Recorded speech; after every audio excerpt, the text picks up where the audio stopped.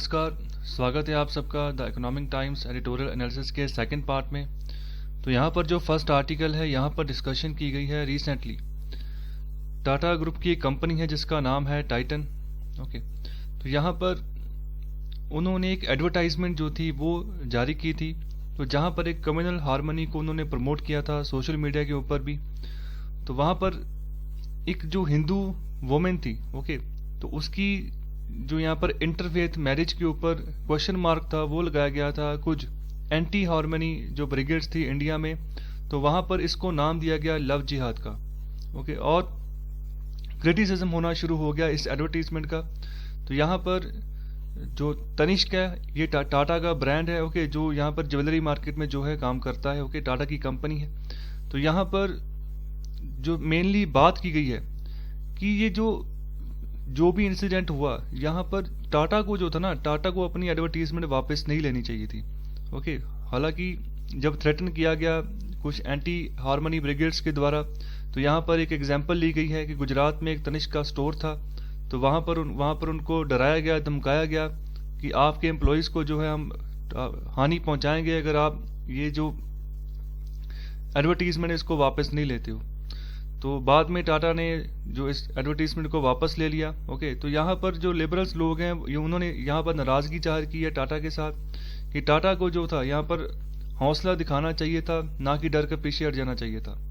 हालांकि जो उन्होंने एडवर्टीजमेंट दिखाई थी बहुत बढ़िया थी, कम्युनल हार्मनी को वो प्रमोट कर रही थी, लेकिन साथ ही साथ यहाँ पर यह भी बात बोली गई है कि कंपनी ने उतनी दलेरी नहीं दिखाई जितनी दिखानी चाहिए थी। इसके ऊपर यहाँ पर क्वेश्चन मार्क लगा रहे हैं ऑथर।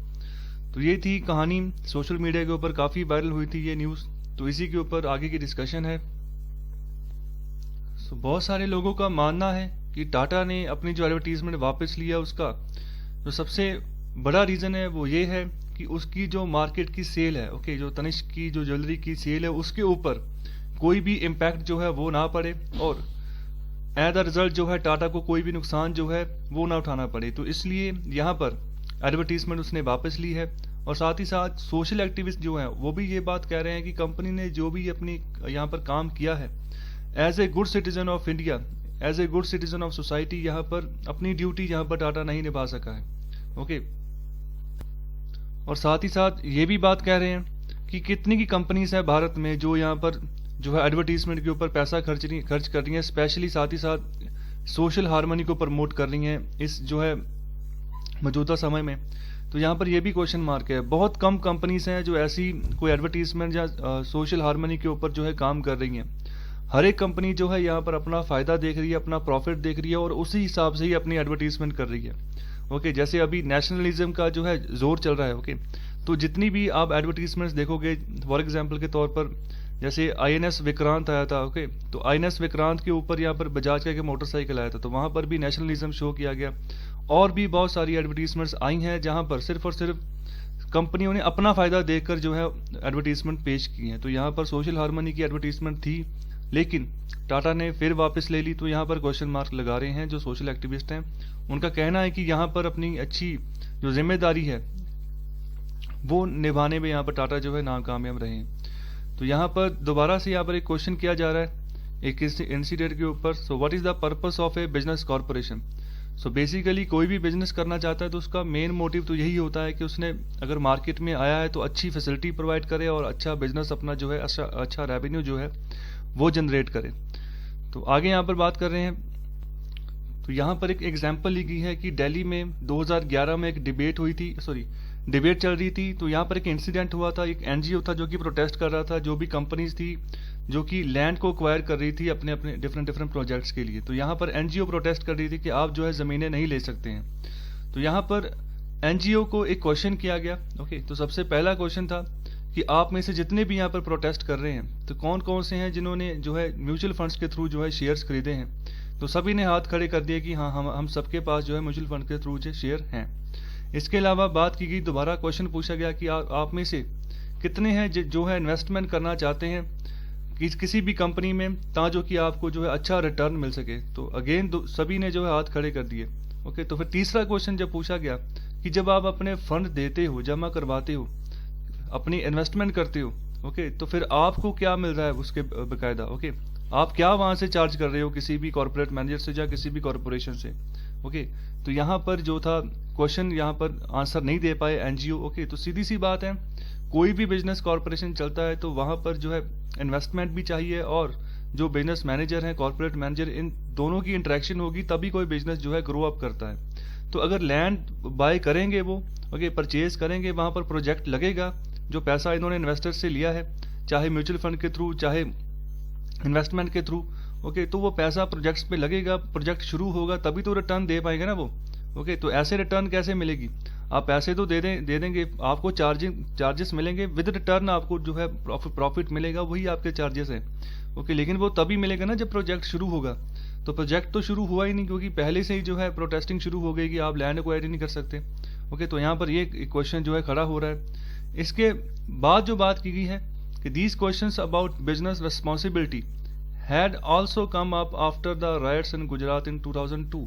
ओके, तो यहाँ पर बिजनेस रिस्पॉन्सिबिलिटी की बात की गई है, तो यहाँ पर सिर्फ एक कॉर्पोरेट की रिस्पॉन्सिबिलिटी नहीं बनती, जो भी इन्वेस्टर्स हैं उनकी भी है, और जो जहाँ पर ये कंपनी लग रही है, ओके, जहाँ पर यहाँ पर प्रोजेक्ट शुरू होगा वहां पर भी जो है रिस्पॉन्सिबिलिटी बनती है उन लोगों की। साथ ही साथ यहाँ पर बात बोल रहे हैं कि 2002 के जो गुजरात दंगे हुए थे वहां पर भी एक क्वेश्चन खड़ा होता है, जो बिजनेस रिस्पॉन्सिबिलिटी की अगर हम बात करें तो कुछ बिजनेस लीडर्स ने उस समय बोला, रिएक्ट किया उस समय, a political leader wondered why industry was making a noise then when it had remained silent when Hindus were driven out of Kashmir earlier.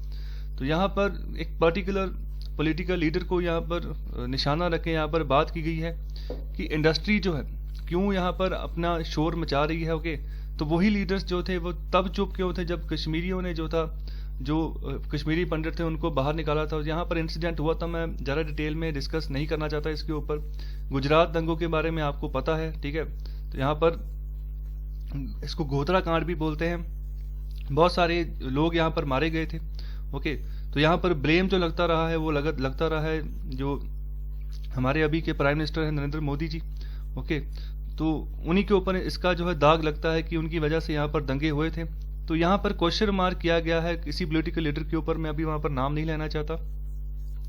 तो चलिए आगे बढ़ते हैं। सो आगे बात की गई है, यहाँ पर एक रॉयल डच शेल एक कंपनी थी। ओके, तो यहाँ पर ये कंपनी भी साइलेंट रही थी। ये 1995 की बात यहाँ पर कर रहे हैं, जब नाइजीरियन गवर्नमेंट ने एक एक्टिविस्ट को जो था एग्जीक्यूट कर दिया था, फांसी दे दी थी। ओके, तो यहाँ पर वहां पर एक ऑथर थे केन सारोबीवा। ओके, तो इनको 1995 में जो थी फांसी दे दी थी। तो यहाँ पर एक किताब भी लिखी गई। ओके, तो यहाँ पर जो किताब लिखी गई है उसका नाम है good companies do bad things, responsibility and risk in the age of globalization. Okay, तो यहाँ पर शेल कंपनीज, ओके, जो कंपनीज हैं इनके ऊपर क्वेश्चन मार्क किया गया कि ये अपनी रिस्पॉन्सिबिलिटी तब क्यों नहीं जग जाहिर करती, क्योंकि बहुत बड़े अदारे होते हैं। ओके, जैसे इंडिया में टाटा है, अंबानी है। ओके, तो जो भी इंडिया में चल रहा होता है तो इनकी जिम्मेदारी बनती है, रिस्पॉन्सिबिलिटी बनती है कि क्वेश्चन मार्क करें। ओके, तो स्पेशली जो टाटा ग्रुप है वो तो बहुत ही पुराना ग्रुप है इंडिया का। ओके, इंडिया की आज़ादी से पहले से यहाँ पर जो है काम कर रहा है, इंडिया में जो है इंडिया की इकोनॉमी को मजबूत करने का काम कर रहा है, और इंडिया की आज़ादी के बाद भी जो है बहुत कुछ जो है डिलीवर किया है इंडिया की इकोनॉमी को बूम करने के लिए। तो यहाँ पर उनकी तो बहुत बड़ी रिस्पॉन्सिबिलिटी बनती है। ओके, तो यहाँ पर यही क्वेश्चन मार्क क्रिटिसिज्म जो है बार बार किया जा रहा है। तो जो यहाँ पर बात बोली गई है, जो ये कंपनीज हैं, ओके, इनको अपने शेल से बाहर आने की जरूरत है। ओके, तो यहाँ पर as a citizen, as a good corporate citizen, उनकी भी जो है पार्टनरशिप है विद नेशनल गवर्नमेंट्स हर जगह। ओके, तो यहाँ पर टाटा की भी अच्छी खासी पैठ है। ओके, तो फॉर एग्जाम्पल जैसे एयर इंडिया की बात करूँ तो वो टाटा एयरलाइंस थी। ओके, तो बाद में इसका नेशनलाइजेशन किया गया तो उसको एयर इंडिया बनाया गया। ओके, तो आप देख सकते हैं कितने बड़े पैमाने पर टाटा का जो है व्यापार इंडिया में फैला हुआ है। हर एक सेक्टर में आपको उसके प्रोडक्ट जो है आपको मिल जाएंगे। Okay, so but what if the government is not effective in protecting human rights और वाज डाउनराइट वायलेटिंग देम। चाहे कुछ भी हो रहा हो, चाहे सरकार अच्छे से काम नहीं कर रही, ह्यूमन राइट्स को प्रोटेक्ट नहीं कर रही, अगर वायलेट कर रही है ऐसे लॉज को, तो जो यहाँ पर इनकी जिम्मेदारी बनती है कंपनीज की कि वो भी आगे आए और क्वेश्चन मार्क करें। ओके, तो यहाँ पर जो ऐसी कंपनीज को क्रिटिसाइज करते हैं, ओके, तो वहां पर वो बात कर रहे हैं the company should have stood up for what was right in Nigeria even if it's business suffered.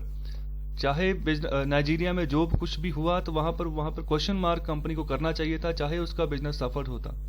तो यहाँ पर टाटा ने जब एडवर्टीजमेंट अपनी वापस ली तो उसका रीजन यही था कि उसका जो ज्वेलरी का बिजनेस है, जो ओवरऑल जो बाकी का बिजनेस है उसके ऊपर इम्पैक्ट ना हो, क्योंकि कंपटीशन बहुत ज़्यादा है। और अभी फिलहाल जो 2019 से और 2020 तक जो दशा चल रही है ऑटोमोबाइल इंडस्ट्रीज की, अगर मैं स्पेशली बात करूं तो वहां पर ग्रोथ रेट नीचे गिर रहा है। ओके, प्रोडक्शन नहीं हो रही है, कार्स की बिक्री नहीं हो रही है। तो यहाँ पर एक तरह का प्रेशर भी है, लेकिन फिर भी यहाँ पर बात बोली गई है, चाहे प्रेशर हो, चाहे बिजनेस सफर हो, फिर भी जो स्टैंड है वो लेना चाहिए, जो गलत है उसको गलत कहने का दम रखना चाहिए। तो आगे बात बोल रहे हैं जो जमशेद जी टाटा हैं, वही फाउंडर थे टाटा ग्रुप के। 150 साल पहले इन्होंने नींव रखी थी टाटा ग्रुप की। तो यहाँ पर उन्होंने विजन दिया था अपने बिजनेस एंटरप्राइज को कि that cared for community and environment. तो यहाँ पर उनका विजन यही था कि देश की जो जनता है उसके भलाई के लिए काम करना है, जो वातावरण है उसका भी ध्यान रखना है। Okay, so 100 years after it was founded, Tata Steel advertised, "We also make steel." Okay, when Indian business joined global markets in this century, a business analyst in New York asked the CEO of Tata Steel when Tata's would stop being a socialist enterprise. So सीधी सीधी यहाँ पर देखो, यहाँ पर जो टाटा का जो कार्य रहा है, कार्यशैली रही है, वहाँ पर सोशलिज्म बहुत बड़े पैमाने पर जो है झलकता है, मतलब लोगों की सेवा के लिए आगे आना। अगर हम अमेरिका की बात करें तो वहाँ पर ऐसा कुछ खास नहीं है, वहाँ पर फॉर प्रॉफिट जो लोग काम करते हैं, कैपिटलिज्म इकोनॉमी है अमेरिका की। तो वहाँ पर वहाँ के जो न्यूयॉर्क के जो बिजनेस एनालिस्ट थे, उन्होंने टाटा स्टील के सीईओ को क्वेश्चन किया कि आप कब तक जो है सोशलिस्ट एज ए काम करते रहोगे, okay, as a for profit आप कब काम करना शुरू करोगे। तो यहाँ पर टाटा स्टील के सीईओ को यहाँ पर क्वेश्चन किया गया था। तो मैंने स्टार्टिंग में यहाँ पर बोला है कि जब टाटा ग्रुप की नींव रखी गई तो तभी उनका मोटिव था कि कम्युनिटी वेलफेयर और एनवायरनमेंट को प्रोटेक्ट करके हमने आगे चलना है। ओके, तो यहाँ पर बहुत ही इंपॉर्टेंट मैसेज जो है यहाँ पर ऑथर के द्वारा दिया जा रहा है। तो यहाँ पर बहुत सारे काम टाटा ने किया भी है। अभी भी मैं अगर बात करूँ, जो टाटा का प्रॉफिट होता है ओवरऑल सभी बिजनेसेस, उसमें से 60% प्रॉफिट जो है वो पब्लिक वेलफेयर के लिए खर्चा जाता है। ओके, जो चैरिटी के लिए वहाँ पर वो खर्चा जाता है। तो टाटा कैंसर हॉस्पिटल है मुंबई में, इसके अलावा और भी बहुत सारी फैसिलिटीज़ हैं जो टाटा जो है पब्लिक को प्रोवाइड कर रहा है, बहुत ही कम दामों पर सर्विस प्रोवाइड कर रहा है, बहुत ही कम दामों पर। अगर आप गाड़ियों की भी बात करें ना, जैसे कार्स हैं, टाटा नैनो को इंट्रोड्यूस किया गया तो उसके पीछे का रीज़न भी यही था कि अगर कोई इंसान जिसके पास मोटरसाइकिल खरीदने के पैसे हैं वो कार खरीद सके, और जब भी वो बाहर निकले वो बारिश से बच सके, ओके, डस्ट से बच सके, और किसी तरह की भी उसको चोट ना लगे। ओके, जैसे बारिश के पानी में कई बार सड़क जो है वो पानी ऊपर आ जाता है, खड्डा जो है नहीं दिखता और इंसान गिर जाता है, चोट लग जाती है। ओके, तो उस समय जो गाड़ी है वो आपको बचा सकती है ऐसी चोट से। तो यही एक इंसिडेंस हुआ था रतन टाटा के सामने, जिसको देखकर उन्होंने एक डिसाइड किया था कि उन्होंने टाटा नैनो जैसी कार बनाएंगे जो सस्ते दामों में अवेलेबल होगी मार्केट में। तो यहाँ पर बहुत सारे काम जो है टाटा ऑलरेडी कर रहा है, अभी भी कर रहा है। जो अभी साइरस मिस्त्री थे जिनको टाटा ग्रुप से निकाला गया, ओके, पलौंजी ग्रुप था जो टाटा ग्रुप से अभी बाय बाय कर गया है। तो साइरस मिस्त्री चेयरमैन रहे हैं टाटा ग्रुप के। तो उनको बाहर निकालने का मेन मोटिव यही था कि उन्होंने ऐसे चैरिटी पर्पस के लिए जो भी सिस्टम बनाया हुआ था रतन टाटा ने, उसको ख़त्म करने का काम किया था, तो जो कि रतन टाटा को पसंद नहीं आया। हालांकि यहाँ पर टाटा को अब हम बड़े पैमाने पर क्रिटिसाइज नहीं कर सकते, ओके, लेकिन अंबानियों को कर सकते हैं, क्योंकि वो इतना वेलफेयर के लिए आगे अभी नहीं आए हैं जितना टाटा जो है ऑलरेडी कर चुका है और अभी भी कर रहा है। फिर भी यहाँ पर क्वेश्चन मार्क किया गया है उस पर्टिकुलर एडवर्टीजमेंट को लेकर। सो आगे यहाँ पर जो बात की गई है वो भी इम्पॉर्टेंट है। ओके, तो यहाँ पर सीधे सीधे बात की गई है कि इंडिया ने जो लिबरल इकोनॉमिक्स के जो प्रिंसिपल थे, ओके, जो लिबरलाइजेशन की पॉलिसी थी उसको अडॉप्ट करना शुरू कर दिया 1991 के बाद। तो बहुत ही बुरी हालत थी। तो वहाँ पर जो इंडिया बहुत ही बड़े पैमाने पर इन्फ्लुएंस हुआ था वॉशिंगटन कंसेंसस के साथ, ओके, जो कि बनाया गया था शिकागो स्कूल के प्रिंसिपल्स के ऊपर। तो वॉशिंगटन कंसेंसस के ऊपर मैंने अलग से वीडियो बनाई है। ओके, आप वॉशिंगटन कंसेंसस सर्च कीजिए, द इकोनॉमिस्ट चैनल को आप खोलिए, वीडियोस को खोलिए, वहाँ पर प्लेलिस्ट में जो रमेश सिंह के जो प्लेलिस्ट है वहाँ पर उसको ओपन कीजिए, वहाँ पर स्पेशली बड़े बड़े अक्षरों में लिखा है वॉशिंगटन कंसेंसस। तो आप उनको अच्छे से वहाँ पर समझ सकते हैं कि वॉशिंगटन कंसेंसस क्या था।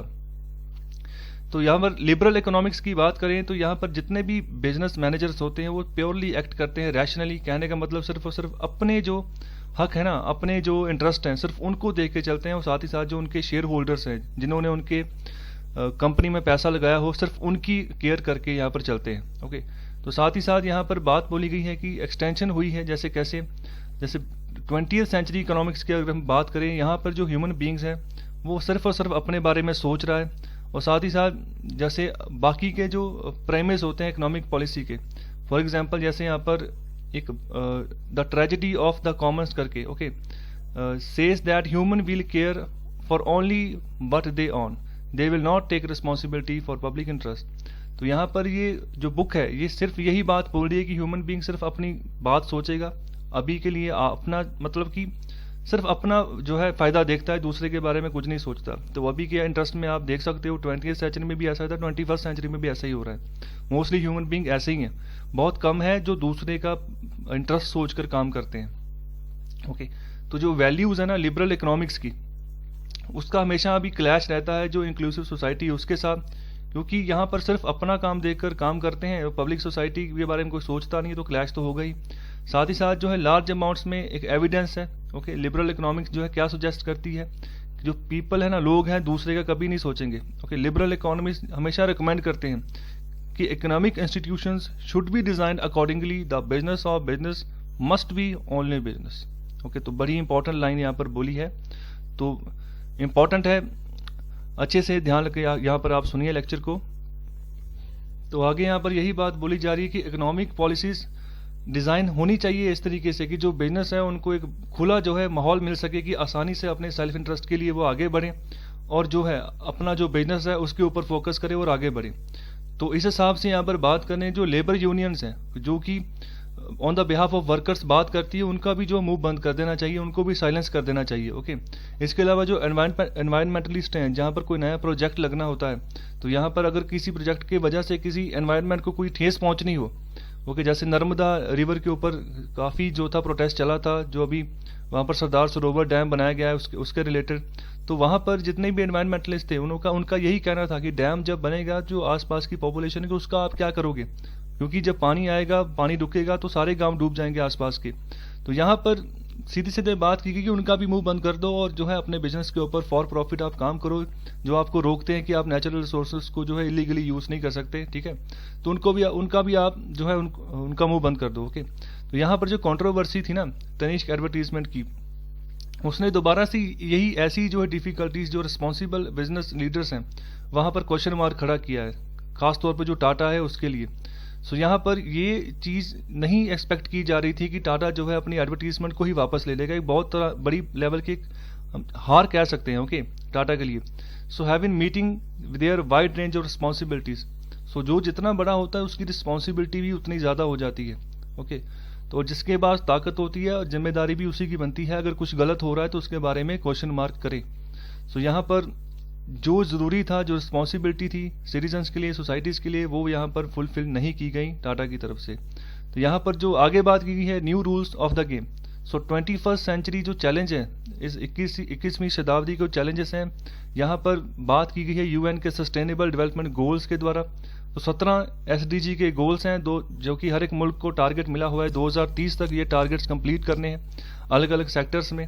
ओके, जैसे नो हंगर है। ओके, यहाँ पर बहुत सारे ऐसे गोल्स हैं, 17 गोल्स हैं जिसको अचीव करना है। तो यहाँ पर इंस्टीट्यूशंस जो हैं इनको आगे प्रमोट करना होगा कि ऐसे गोल्स को अचीव कर सकें। सो जो इकोनॉमिक्स के जो डिसिप्लिन है, ओके, जो स्टूडेंट्स हैं उनको दोबारा से अभी यहाँ पर कोशिश करनी चाहिए कि रिकवर किया जाए ह्यूमन सोसाइटी के साथ, सो जहाँ से वो अभी दूर जा रहे हैं। Okay, so countries need new score cards of citizen well being. GDP is an incomplete measure. So GDP तब तक एक इनकम्प्लीट मेजर रहेगा, चाहे जीडीपी 10% तक चली जाए, 20% तक चली जाए, जब तक सिटीजन का वेलबींग ही अच्छे से नहीं है, उसका ध्यान ही आप नहीं रख रहे हो, उसकी हेल्थ सही नहीं है। ओके, फिर जीडीपी, पहली बात तो जीडीपी बढ़ेगी ही नहीं अगर अच्छे से सिटीजन को ग्रो हम करेंगे ही नहीं। ओके, तो यहाँ पर बहुत इंपॉर्टेंट है कि सिटीजन के ऊपर हम ध्यान रखें कि वहाँ पर क्या आइडियोलॉजी चल रही है, किस चीज़ की जो है हम कह सकते हैं नुकसान करेगा आने वाले समय में हमारी इकॉनमी को, हमारी सोसाइटी को, हमारी जो सोसाइटी की हारमोनी है उसको। तो इस चीज़ को ध्यान में रख के इसे बच के चलना है, इसके बारे में अवेयरनेस फैलानी है देश में। और लास्ट में यही बात बोली गई है कि जो लायबिलिटी है कॉरपोरेशंस की सोसाइटी के द्वारा, ओके, वहाँ पर इसको रीडिफाइन करने की ज़रूरत है। ओके, साथ ही साथ जो ओल्ड कॉरपोरेट स्कोर कार्ड है, ओके, तो अभी उसको पीछे छोड़कर अभी नए स्कोर कार्ड बनाने की ज़रूरत है कॉरपोरेशन के लिए, कि नए टारगेट्स हो, नए अचीवमेंट्स हो, जितने भी मुल्क हैं उन सबके लिए अभी फ्रेश कोऑपरेटिव कन्वर्जन चाहिए among all stakeholders. Okay, तो यहाँ पर कोशिश की गई है कि जो अपनी जिम्मेदारी है उसके ऊपर सोचो, अपने गोल्स को रीडिफाइन करो और उसके ऊपर आगे काम करते हुए आगे बढ़ो। तो ये जो आर्टिकल है यहाँ पर एयरपोर्ट प्राइवेटाइजेशन के ऊपर यहाँ पर बात की गई है। यहाँ पर अभी 2 डिकेड्स हो चुके हैं कि जो इंडियन एयरपोर्ट्स का जो प्राइवेटाइजेशन हुआ था जब, तो यहाँ पर बहुत ही अच्छी सक्सेसफुल स्टोरी रही है हमारे जो एयरपोर्ट्स हैं। अगर मुकाबला करें ग्लोबल एयरपोर्ट प्राइवेटाइजेशन के साथ, तो टिल 2019 तक जो दिल्ली और मुंबई के एयरपोर्ट्स हैं, इन्होंने 30,000 करोड़ अभी तक जो है पे कर दिए हैं airports authority of India. So airports authority of India जो है गवर्नमेंट ऑफ इंडिया का एक मिनिस्ट्री ऑफ सिविल एविएशन के तहत एक अदारा आता है जो जितने भी एयरपोर्ट्स पड़ते हैं उनकी मेंटेनेंस, ओके, उनका मॉनिटरिंग, सब कुछ जो है देखता है। सो जितने भी यहाँ पर प्राइवेट एयरपोर्ट्स हैं उन्होंने 35,000 करोड़ से ज़्यादा का जो कैपिटल एक्सपेंडिचर किया हुआ है पूरे इंडिया में। ओके, तो यहाँ पर अभी वो प्लान कर रहे हैं कि इसको और डबल करेंगे आने वाले समय में, फैसिलिटीज़ जो है उसको एक्सपेंड करेंगे और नए जो एयरपोर्ट जो हैं वो कंस्ट्रक्ट करेंगे आने वाले 5 सालों में। साथ ही साथ यहाँ पर जो क्वेश्चंस उठाए गए हैं वो ये है कि अभी जो है ना, जितनी भी कंपनीज यहाँ पर एयरपोर्ट्स का संचालन करती हैं, एक तरह का मोनोपोली बनता जा रहा है। सो मोनोपोली का मतलब होता है कि किसी एक अदारे में, ओके, किसी एक जहाँ पर किसी एक तरह की कमोडिटी बनती है, सिर्फ वहाँ पर गिने चुने लोग रहते हैं, तो अपने हिसाब से जो है वो अपना काम करते हैं। कहने का मतलब किसी और दूसरे तीसरे को यहाँ पर इंटरफेयर होने का मौका ही नहीं पैदा होने देते मार्केट में। तो जैसे यहाँ पर मैं एग्जांपल ले लेता हूँ जियो की। ओके, तो जियो अभी यहाँ पर टेलीकॉम सेक्टर में अपनी मोनोपोली जो है बनाते चला जा रहा है। तो अभी क्या हो रहा है कि अभी लोग चाहते हैं कि हमें कोई और सर्विस भी, कोई और कंपनी भी सर्विस प्रोवाइड करे, क्योंकि जियो का जो नेटवर्क है अभी वीक होता जा रहा है, क्योंकि कस्टमर्स बहुत ज़्यादा बढ़ चुके हैं। ओके, तो जिसकी वजह से अभी इम्पैक्ट पड़ रहा है उसकी स्पीड के ऊपर। अब लोग तलाश रहे हैं कि कोई नया जो है प्लेयर वो भी सामने आए। ओके, तो यहाँ पर अभी मोनोपोली जो बनती जा रही है, ओके, तो ये यहाँ पर समझ सकते हैं कि क्या मतलब होगा मोनोपोली का। जैसे टेलीकॉम सेक्टर में वैसे भी 3-4 ही प्लेयर हैं, तो इन सब की मोनोपोली है पूरे टेलीकॉम सेक्टर में। ओके, अगर कोई एक प्राइस बढ़ाता है तो दूसरे के ऊपर इम्पैक्ट पड़ता है, उसको भी प्राइस बढ़ाने पड़ते हैं। अगर एक कोई प्राइस कम करता है तो दूसरे के ऊपर इम्पैक्ट पड़ता है कि मेरे कस्टमर ना छिन जाए, तो वो भी कम करता है। जैसे एयरटेल और जियो के बीच में टसल चलता रहा है कितनी देर तक। ओके, जब जियो ने प्लान फ्री रखे थे, तो बाद में एयरटेल को भी अपने प्लान को सस्ता करना पड़ा इसी के चक्कर में। तो आगे यहाँ पर बात की गई है जो ये मोनोपोली एयरपोर्ट्स के कैटेगरी में भी कंसीडर होगी है, तो यहाँ पर थोड़ा सा ध्यान रखना है कि पैसेंजर्स के ऊपर ज़्यादा बोझ चल रहा है। ओके, जितने भी एक्सेसिव इंफ्रास्ट्रक्चर आप करोगे महंगी आप कहोगे कि एयरपोर्ट्स को बहुत सुंदर बनाना है। ओके, वहाँ पर खर्चा भी बहुत भारी होगा, प्राइवेट कंपनीज करेंगी, और जो भी खर्चा निकालेगी तो वो तो सीधी पैसेंजर की जेब से निकलेगा ना। तो यहाँ पर बात बोली गई कि जब भी बिडिंग करवाई जाएगी इसके ऊपर, वहाँ पर नई गाइडलाइंस जारी हों जहाँ पर जो कम लोग हैं, खासतौर पे यहाँ पर जो कंपनीज हैं, सिर्फ इन्हीं का फेवर ना हो, पैसेंजर्स का भी फेवर हो, ये भी चीज़ ध्यान में रखने की ज़रूरत है। साथ ही साथ यहाँ पर लेट 2018 की बात की गई है कि गवर्नमेंट ऑफ इंडिया ने बोल्डली प्राइवेटाइज की थी 6 of its best airport authority of India brownfield airports. तो यहाँ पर जो 6 एयरपोर्ट्स थे जिनको प्राइवेटाइज किया वो थे अहमदाबाद, जयपुर, गुवाहाटी, लखनऊ, त्रिवेंद्रम एंड मैंगलोर।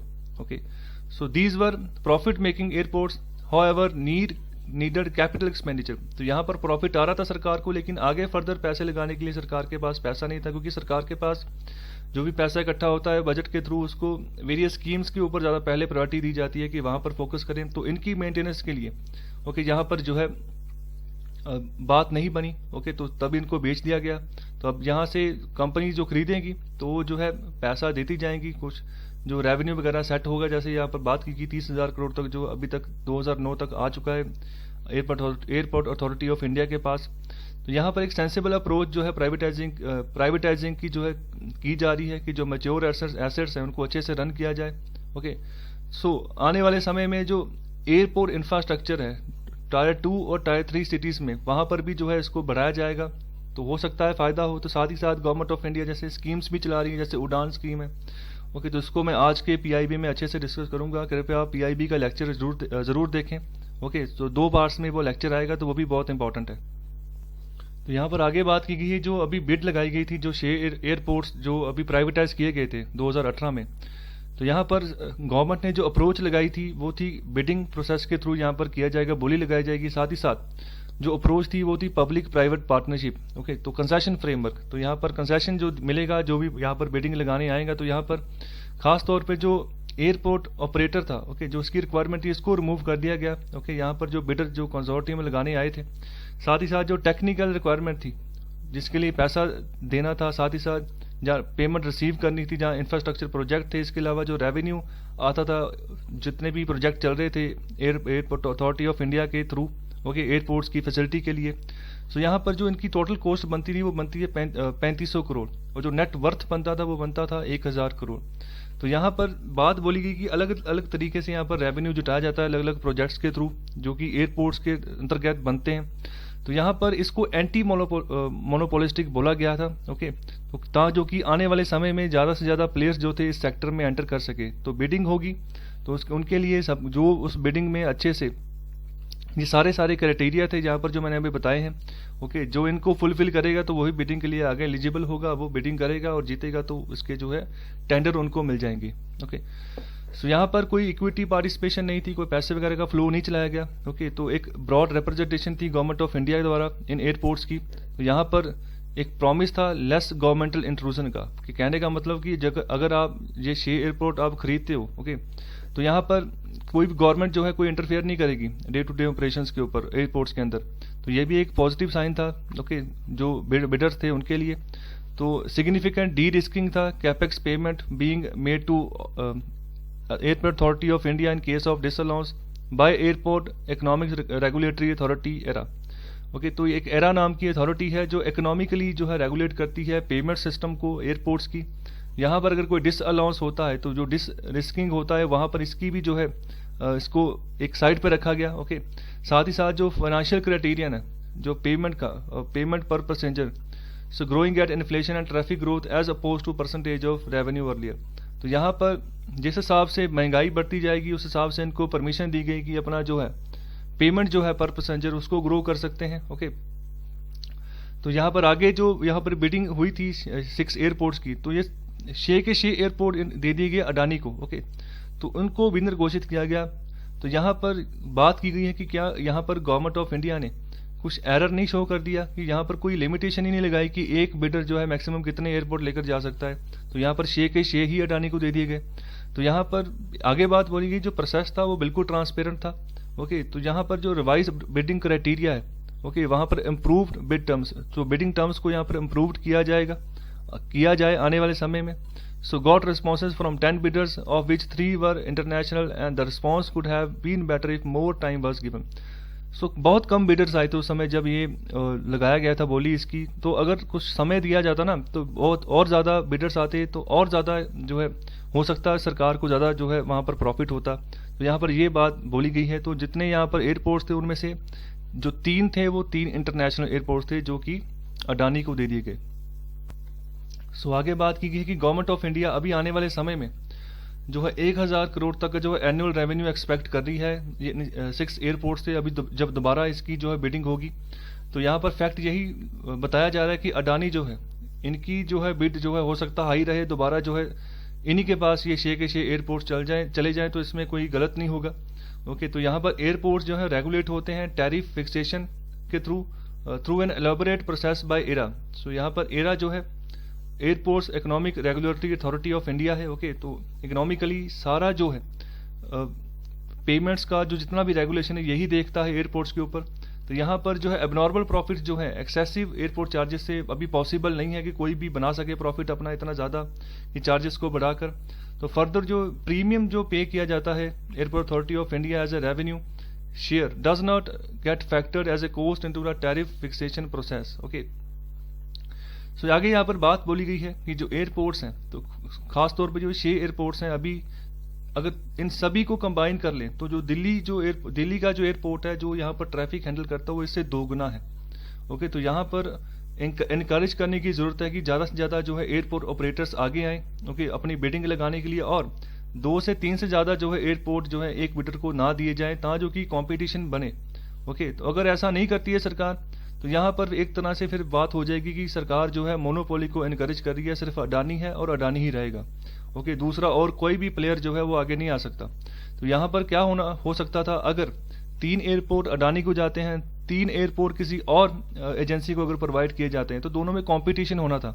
अगर दोनों में कंपटीशन होता तो पता चलता कि सरकार को कौन सबसे ज़्यादा रेवेन्यू दे रहा है, सरकार को सबसे ज़्यादा कौन प्रॉफिट जो है प्रोवाइड कर रहा है, ओके, और कौन अच्छी सर्विस प्रोवाइड कर रहा है। तो अगर कंपटीशन होता तो आने वाले समय में और बेटर फैसिलिटीज़ प्रोवाइड होती पैसेंजर्स को, ओके। अगर हम बात करें तो गवर्नमेंट जो बेसिकली काम कर रही है तो लोगों के लिए कर रही है ना, लोगों की फैसिलिटीज़ है उनको सही किया जाए, उनको अच्छे से अच्छे जो है सहूलत मुहैया करवाई जाए, ओके, तो अच्छा पैकेज उनको मिले, ज़्यादा खर्चा ना हो जब भी वो बाय एयर सफ़र करें।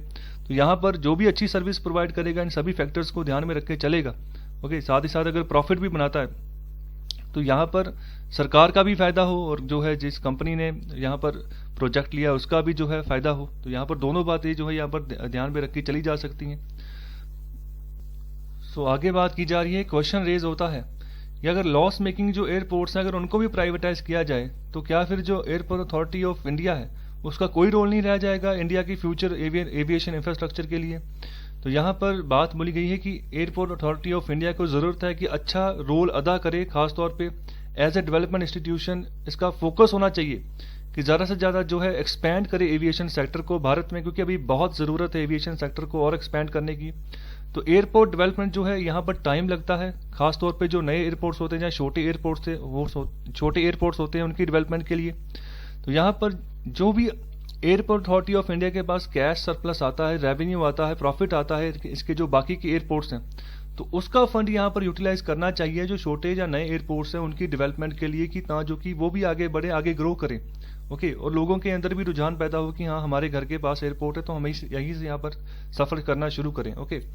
तो यहाँ पर जो इसका प्रोसेस है यहाँ पर वैल्यू क्रिएशन का, ओके, तो इमेंस है, बहुत ही इमेंस प्रोसेस है। तो यहाँ इसके अलावा कुछ ग्रीन फील्ड एयरपोर्ट्स हैं जैसे पुणे, चेन्नई और लुधियाना में, तो एक तरह के डोलड्रम्स बन चुके हैं ये, क्योंकि यहाँ पर लैंड इशू आता है कि यहाँ पर प्रॉपर जो लैंड चाहिए वो जो है इसका डिस्प्यूट जो है चलता रहता है। तो यहाँ पर इन चीज़ों के ऊपर यहाँ पर फोकस करना चाहिए।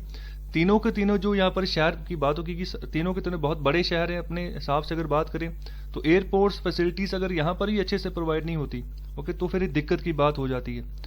तो अगर यहाँ पर लुधियाना से कोई इंटरनेशनल फ्लाइट लेना चाहता तो ले नहीं सकता, अगर उसको चंडीगढ़ जाना पड़ेगा, ओके, या फिर अमृतसर आना पड़ेगा। तो यहाँ पर ये फैसिलिटीज़ जो है यहाँ पर प्रोवाइड होनी चाहिए, एक्सपेंशन होनी चाहिए। एयरपोर्ट अथॉरिटी ऑफ इंडिया को अपना रोल जो है वो अदा करना चाहिए आने वाले समय में। तो यहाँ पर अगर बात करें so then there is the way airport charges are set, उस हिसाब से आप एयरपोर्ट के चार्जेस सेट करो, फीसेस लगाओ, ओके। तो अभी के लिए जो सिस्टम चल रहा है, जो मैकेनिज्म चल रहा है, वहाँ पर जो एरा है, ओके, सो वो जो है यहाँ पर फिक्स करता है एरोनॉटिकल चार्जेस जो है हर एक एयरपोर्ट्स के लिए अगले 5 सालों के लिए, हर 5 सालों के बाद जो है चार्जेस को चेंज करता है। तो यहाँ पर जो प्रिंसिपल है वो है कॉस्ट प्लस अप्रोच, इस हिसाब से जो है यहाँ पर काम किया जा रहा है एरा के द्वारा, इस मैकेनिज्म के थ्रू। तो यहाँ पर जो है रिकवरी है ना ऑपरेटिंग और कैपिटल कॉस्ट की with 30% subsidy from non aeronautical revenues, तो इस हिसाब से यहाँ पर काम किया जा रहा है। तो यहाँ पर जो कैपिटल कॉस्ट रिकवरी होती है is conducted through depreciation charges, so depreciation charges भी यहाँ पर इंक्लूड किए जाते हैं। And weighted average cost of capital, okay, so इसका मतलब है mix of actual cost of डेप्ट and return on equity. So this approach encourages gaming and gold plating, okay. So जो ये अप्रोच रख के चल रहे हैं तो यहाँ पर इसको कंसल्ट किया गया है कि गेमिंग और गोल्ड प्लेटिंग की तरह ये अप्रोच चल रही है, इसको जो है इनकरेज करेगा आने वाले समय में, ओके।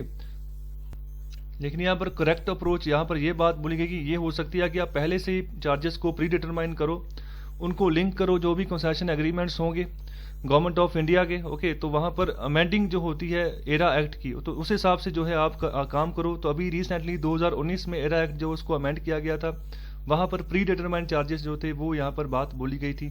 तो ये जो है आपको विद लाइन जो है काम करता रहेगा, in line with global international airport privatisation practice. तो जो बाहर हो रही है उस हिसाब से आप जो है यहाँ पर काम कर सकते हैं इंडिया में भी। तो यही था आज का आर्टिकल।